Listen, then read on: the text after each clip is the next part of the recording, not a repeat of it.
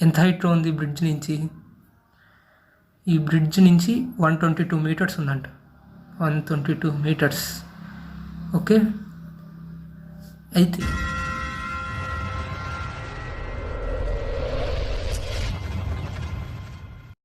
Hello friends, welcome to Arjun Varma maths channel.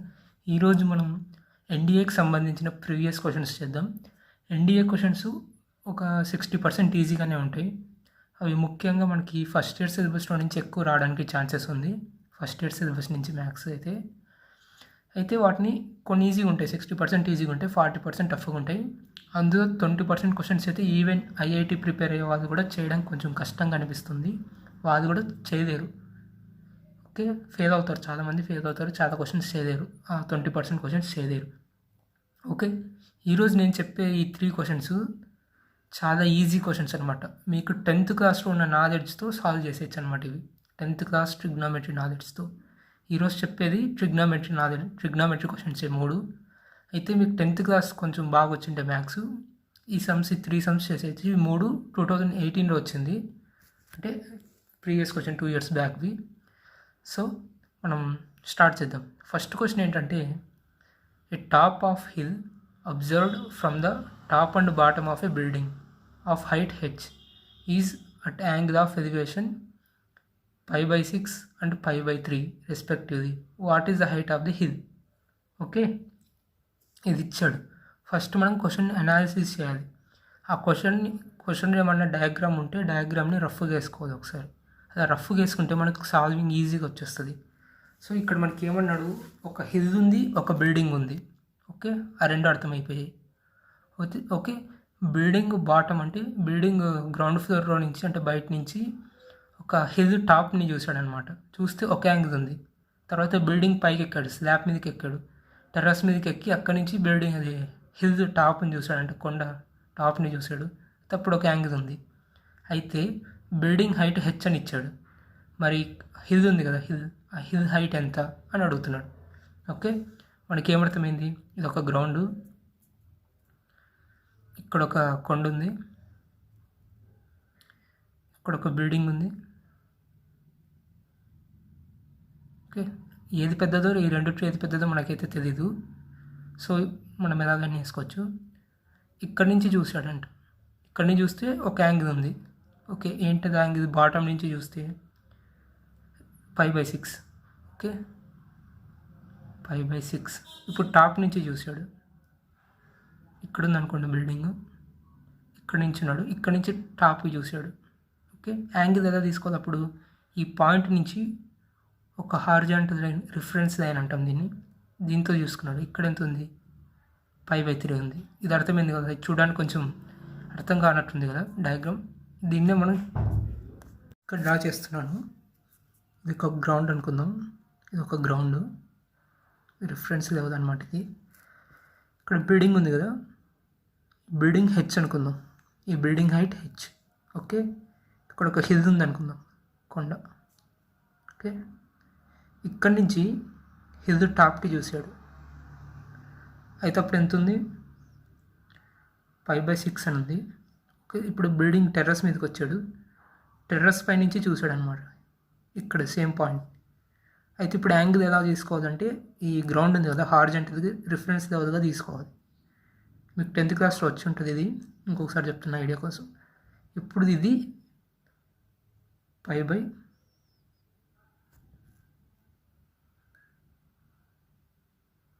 pi/6, ఇది pi/3 ఇచ్చాడు, sorry pi/3 ఇచ్చాడు. Okay, ఈ హైట్ ఉంది కదా, ఈ టోటల్ హైట్ని, అంటే హిల్ హైట్ని హెచ్ అనుకుందాం. ఓకే, హిల్ హైట్ హెచ్ అనుకుందాం. ఇక్కడ ఉంది కదా డిస్టెన్స్, ఈ బిల్డింగ్ నుంచి ఈ హిల్ వరకు మనం ఎక్స్ అనుకుందాం డిస్టెన్స్ని. ఓకే, మనకు ఇక్కడ చూస్తే ఇది ఒక ట్రయాంగిల్ లాగా ఉంది కదా, ఇది ఒక 90 degrees, ఇది ఒక ట్రయాంగిల్. ఓకే, తర్వాత ఇది ఒక ట్రయాంగిల్. అర్థమవుతుంది కదా, 2 ట్రయాంగిల్స్ ఉన్నాయి. ఇప్పుడు ఆ 2 ట్రయాంగిల్స్ని యూజ్ చేసుకొని మనం ఈ క్యాపిటల్ హెచ్ని కనుక్కోవాలి. వాడు అదే అడిగాడు, కానీ ఈ హెచ్ని ఇన్ టర్మ్స్ ఆఫ్ స్మాల్ హెచ్ది అడిగాడు, అది మనం కనుక్కుందాం కదా. ఓకే, ఇక్కడ మనం ఫస్ట్ దీనికి నేమ్ ఇస్తున్నాం, A B C D E. Okay, ఏమి ఇచ్చానో మీకు ఈజీగా అర్థమవుతుంది. ఇప్పుడు ట్రయాంగిల్ ఏడిఈలో నుంచి ట్యాన్ థీటా కావాలి నాకు. ఓకే, ఇది హెచ్ కదా, ఇది హెచ్ కదా, ఇక్కడ కూడా హెచ్చే ఉంటుంది. సో ఇది హెచ్. మరి ఇది ఎంత ఉంటుంది? ఇదేంటి? ఇది capital H minus small H అనమాట.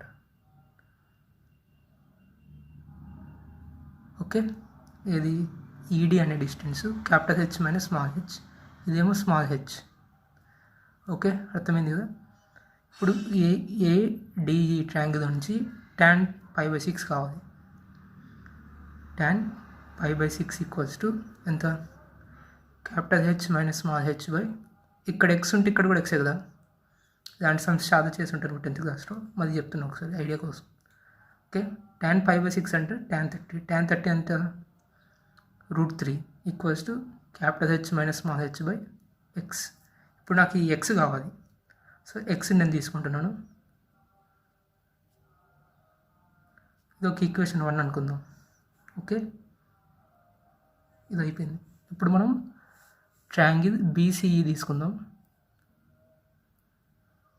ఓకే, ట్రయాంగిల్ బీసీఈ ఇది కూడా 90 degrees ట్రయాంగిల్. దీన్ని కూడా నేను tan θ తీసుకుంటున్నాను. tan π/3 ఎంత? ఇది మొత్తం కదా హైట్, అంటే ఇది మొత్తం కదా, అంటే ఎంత? మొత్తం హైట్ ఎంత? h/x. ఓకే, tan 30 అంటే అది tan π/3 అంటే tan 60 1/√3 క్యాపిటల్ h/x. ఓకే, ఇప్పుడు నాకు x కావాలి. ఎంత వస్తుంది? √3h వచ్చింది. ఓకే, మనకి క్యాపిటల్ హెచ్ కావాలి. నాకు ఎక్స్ అవసరం లేదు. కాబట్టి ఎక్స్ని నేను ఎలిమినేట్ చేస్తున్నా. అప్పుడు నాకు capital H relation, capital H కావాలి. క్యాపిటల్ హెచ్ అనేది స్మాల్ హెచ్తో రిలేషన్ వస్తుంది. నాకు ఇప్పుడు ఎక్స్ అవసరం లేదు కదా, ఈ ఎక్స్ అంటే రెండు ఈక్వేషన్లని సబ్స్టిట్యూట్ చేస్తున్నా. అప్పుడు ఏమైంది? √3h equals to h minus h by √3. దీన్ని క్రాస్ మల్టిప్లై చేసింది. √3 × √3 3h equals to h minus small h. ఇప్పుడు వీటిని రీఅరేంజ్ చేస్తే మనకు వచ్చేస్తుంది. హెచ్ని తీసుకొస్తే 2h equals to small h. ఇప్పుడు capital h equals to h/2 వచ్చేసిందా? క్యాపిటల్ హెచ్ అనేది స్మాల్ h/2 ఉంది. సో మనకి ఇక్కడ ఆప్షన్స్ చూస్తే డి ఆప్షన్ సెట్ అవుతుంది. చూసారు కదా ఎంత సింపుల్గా అయిపోయిందో. 10th క్లాస్లో దీనికంటే చాలా పెద్ద సమస్య చేసి ఉంటారు మీరు. ఇది చాలా చిన్న సమ్ అనమాట. ఓకే, ఒకసారి మళ్ళీ చూసుకోండి అర్థం కాకపోతే. ఓకే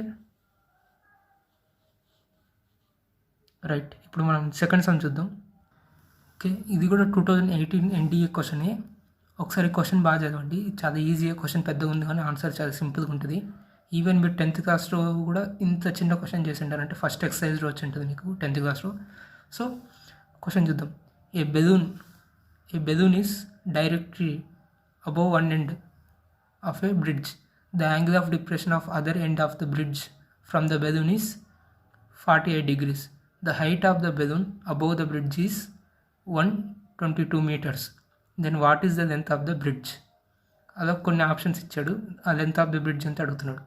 సో ఈ క్వశ్చన్ చదివారు కదా, ఇప్పుడు దీనికి తగ్గట్టు ఏదైనా డయాగ్రామ్ ఉంటే డయాగ్రామ్ తీసుకుందాం. సో నేను డయాగ్రామ్ తీస్తున్నా. వాడు ఏమన్నాడంటే ఒక బ్రిడ్జ్ ఉందంట. ఇది ఒక బ్రిడ్జ్ అనుకుందాం. ఓకే, ఇది ఒక బ్రిడ్జ్. అయితే బెలూను ఒక ఎండ్ ఆఫ్ ది బ్రిడ్జ్ దగ్గర ఇక్కడ ఉందంట బెలూన్ అనేది. ఓకే, బెలూన్ ఇక్కడ ఉంది. ఎంత హైట్లో ఉంది బ్రిడ్జ్ నుంచి? ఈ బ్రిడ్జ్ నుంచి 122 meters ఉందంట. 122 meters. ఓకే, అయితే ఈ బెలూన్ని other end of the bridge నుంచి చూస్తున్నాడంట. ఇక్కడ నుంచి చూస్తున్నాడంట బెలూన్ని. అప్పుడు అది ఎంత యాంగిల్ ఉందంట? 48 degrees ఉందంట. ఓకే, ఇది వాడిచ్చింది మనకి. ఇది వాడిచ్చిన మ్యాటర్ అంతా నేను డయాగ్రామ్లో రాసేసాను. వాడికి ఏం కావాలి? ఇది లెంత్ కావాలి. ఈ బ్రిడ్జ్ ఎంత ఉందో ఈ లెంత్ కావాలి. చేయొచ్చు కదా ఈజీగానే. ఏం యూస్ చేద్దాం?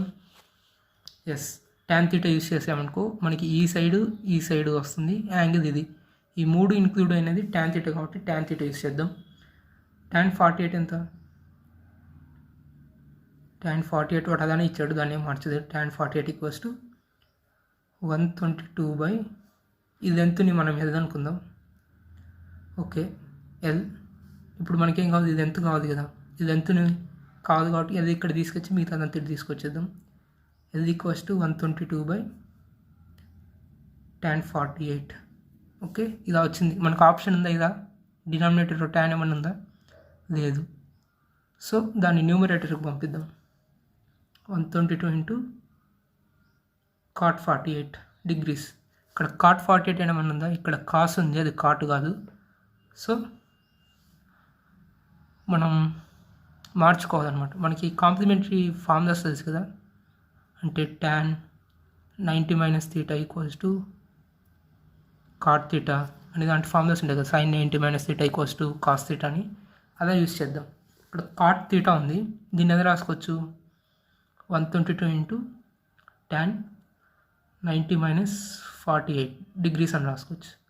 ఇప్పుడు ఎంత వస్తుంది? 122 ఇంటూ tan 90 - 48 ఎంత?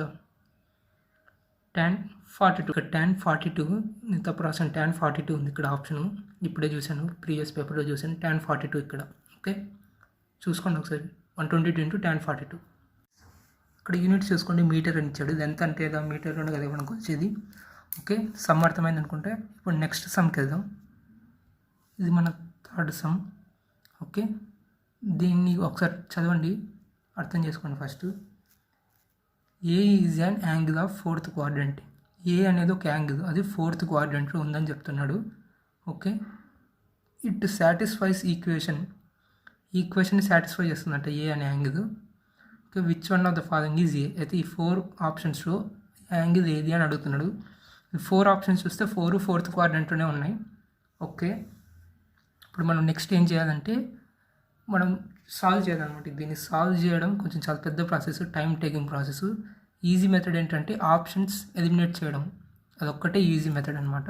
సో ఒక్కొక్క ఆప్షన్ని సబ్స్టిట్యూట్ చేసి వెరిఫై చేయడమే చాలా ఈజీ సమ్. దానికంటే ఇంకా సింపుల్గా ఏమి ఉండదు. ఓకే, అదే షార్ట్ కట్ అనమాట. ఇంకా అదే ఎలిమినేషన్, ఆప్షన్ ఎలిమినేషన్. ఓకే, ఇక్కడ మనకి ఫస్ట్ ఆప్షన్ 300 ఇచ్చాడు. సో ఏ ప్లేస్లో 300 పెట్టుకొని చూసుకోవాలన్నమాట. ఓకే,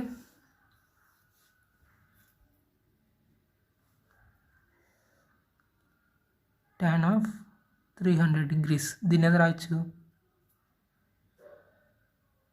tan 360 డిగ్రీస్ మైనస్ 60 ఇది రాయొచ్చా? ఓకే, tan 360 - 60 ఎంత? All silver tea cups concept ఉంది కదా, all silver tea cups fourth క్వాడ్రంట్లో కాస్ దాని రెసిప్రోకల్ మాత్రమే పాజిటివ్, మిగతా అన్ని నెగిటివ్ కదా. So minus tan 60. tan 60 ఎంత? √3. tan 60 - √3 వచ్చేసింది. tan 300 వాల్యూ వచ్చేసింది. ఇప్పుడు cot 300 సబ్స్టిట్యూట్ చేయాలి. ఓకే, సేమ్ ఏం అవసరం లేదు, దీనికి రెసిప్రోకల్ చేస్తే సరిపోతుంది. ఎందుకంటే మనకి ఇక్కడ కాట్ ఉంది కదా, cot 300 అంటే ఏంటి? సేమ్ cot 360 - 60 రాస్తాం. మనకి ఏమొస్తుంది అంటే -cot 60 వస్తుంది. ఓకే, -cot 60 ఎంత? tan cot కాంప్లిమెంటరీ యాంగిల్స్ కదా. ఓకే, దీని రెసిప్రోకల్ అంటే ఏంటి? cot 300 ఏమొస్తుంది? -1/√3 వస్తుంది. ఓకే, అంటే tan 60 equals to cot 30. Okay, tan 30 equals to cot 60 అదాన్ని చెప్పొచ్చు కదా. ఓకే, ఇలా వచ్చేసాయి మనకి వాల్యూస్ వచ్చేసాయి. ఇక్కడ మనకి ఏముంది? tan స్క్వేర్ ఉంది, అంటే దీన్ని స్క్వేర్ చేయాలి. చేస్తే ఎంత వస్తుంది? tan స్క్వేర్ 300 -3 హోల్ స్క్వేర్ ఎంత వస్తుంది? +3 వస్తుంది. ఓకే, దీన్ని అలానే ఉంచారు, దీన్ని ఏం చేయలేదు, కాటే ఉంది అక్కడ. సో మనం ఆప్షన్స్ పెడదాం. ఓకే, 3 × 3 - tan స్క్వేర్ ఆల్ఫా ఉంది, అంటే ఏం రాస్తాం? 3 మైనస్, అక్కడ క్వశ్చన్లో మైనస్ ఉంది, ఇక్కడ ఇంకొక మైనస్ ఉంది, మైనస్ ఇంటూ మైనస్ ప్లస్ అయిపోతుంది. +1/√3 హోల్ స్క్వేర్ ఉంది, ఈక్వల్ టు 1 ఉంది. ఈ ఈక్వేషన్ని సాటిస్ఫై చేస్తే మన ఫస్ట్ ఆప్షన్ కరెక్ట్. ఓకే, ఇప్పుడు చూద్దాం. 3 - 3 0, 1/√3 హోల్ స్క్వేర్ ఎంత? 1/3. 3 ఇంటూ 1/3 ఎంత? 1 కదా. 3 ఇంటూ 1/3 1 1 ఈక్వల్స్ టు 1 వచ్చింది కదా. సో మన ఫస్ట్ ఆప్షన్ కరెక్ట్ అనమాట. చూసారు కదా, ఇలా ఆప్షన్స్ని ఎలిమినేట్ చేయాలన్నమాట. ఓకే, ఇలా ఆప్షన్స్ని ఎలిమినేట్ చేయాలి. ఒకవేళ ఫస్ట్ ఆప్షను కాలేదనుకో, అంటే ఇక్కడ ఒకవేళ 2 వచ్చిందనుకో, సో ఫస్ట్ ఆప్షన్ వదిలిపెట్టేసి అది సెకండ్ ఉంది కదా 330 degrees, అది సబ్స్టిట్యూట్ చేయాలి ఇక్కడ. సేమ్ ఇదే మెథడ్. ఇవన్నీ మీకు అర్థం కావడం కోసం స్లోగా చెప్పాను, మీరు చాలా స్పీడ్ క్యాలిక్యులేట్ చేసుకోవచ్చు కదా. ఇలాంటి సమ్స్ ఈజీగా చేయాలి, ఎలిమినేషనా, సబ్స్టిట్యూషనా, లేకుంటే గెస్సా, ఇలాంటివన్నీ చాలా సింపుల్ మెథడ్లో సాల్వ్ చేసేలాగా నేను ఈ ఛానల్ అప్లోడ్ చేస్తున్న వీడియోస్. ఇవన్నీ మీరు మిస్ అవ్వకూడదంటే నా ఛానల్ని సబ్స్క్రైబ్ చేసుకోండి.